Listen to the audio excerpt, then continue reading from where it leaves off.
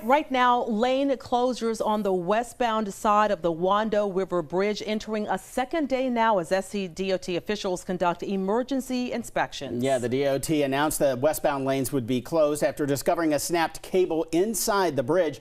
Now, the lanes could reopen tomorrow afternoon, but SCDOT says it could take even longer. We are on your side with team coverage this morning. Alyssa Holmes and Michael Higdon will have a live look as people try to get around those closed westbound lanes. We want to start with traffic tracker, though, Danielle Prenz. There are a couple of detours in place for these closures, but you're going to need to get out the door early. You're going to want to give yourself a lot of extra time this morning. As we saw that shot there earlier of I-526, think of all those large trucks that are trying to get away, get out of the port this morning, and they're going to take the same detour that a lot of other people are taking. So we should see a big backup on 17 southbound heading into the downtown area. Right now, noticing some slower speeds, a few more cars. That's typical as people are heading into work this morning. And as we go ahead, zoom on in here on our traffic flow map, you can see it is starting to slow down in some spots this morning right near Shellmore Boulevard. So do give yourself extra time if you're really heading out anywhere in the Mount Pleasant area this morning. One of the detours that we do have for you, the best way around is to head to North Charleston this morning, is to take Highway 17 south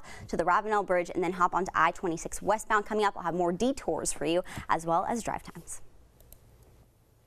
Well, you can expect some delays on your way to work and school this morning because of the lane closures. The lanes headed to North Charleston and West Ashley on 526 have been closed since yesterday afternoon. Alyssa Holmes is on the Mount Pleasant side at Long Point Road, where some of those detours are taking place. Alyssa? That's right. I'm starting to see a lot more cars on the road here at Long Point Road. Now, you can see that Long Point Road starting to see a little bit more volume, and this also does lead to 17. So from there, drivers can use the detours that were put in place yesterday. Now, the good news is that drivers do seem to be a lot more understanding this morning. Things are moving slowly and calmly so far. And once the roads do get backed up later in the morning, Mount Pleasant Police Department will be there monitoring the roads to make sure everything is moving along. Yesterday they said they just want to keep traffic moving as quickly as possible, and if things do get bad, the police department says that they can step in and they may even override some of those traffic lights, but that's just if things get too bad. But for now, that is not the case. It seems that people have accepted that these road closures are in place and they're just going to try to work their way around it. From Mount Pleasant, Alyssa Holmes, Live 5 News. Well, right now, there is some help for anyone heading to downtown or Daniel Island this morning. The Daniel Island Ferry is running a commuter schedule starting in just a few minutes at 7 o'clock. That will help those drivers who have to usually take those westbound lanes of the Wando River Bridge. Now, you will need to purchase tickets both ways if you want to go a round trip ticket there. You can sign up to use the Daniel Island Ferry by heading to our website, live5news.com, and clicking on the big red box. And we are continuing to follow the breaking news as drivers are forced to detour because of those westbound lane closures across the Wando River Bridge. Right now, Michael Higdon live as drivers take Highway 17 across the Ravenel Bridge to get to I-26 westbound. Michael?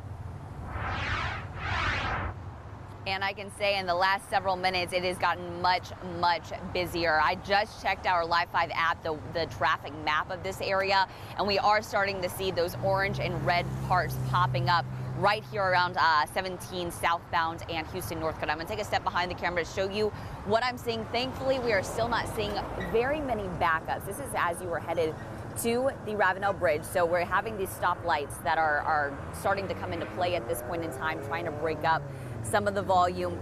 As I'm panning back this way, I'm going to show you exactly what I'm seeing over on the southbound side. So every lane is now packed with cars.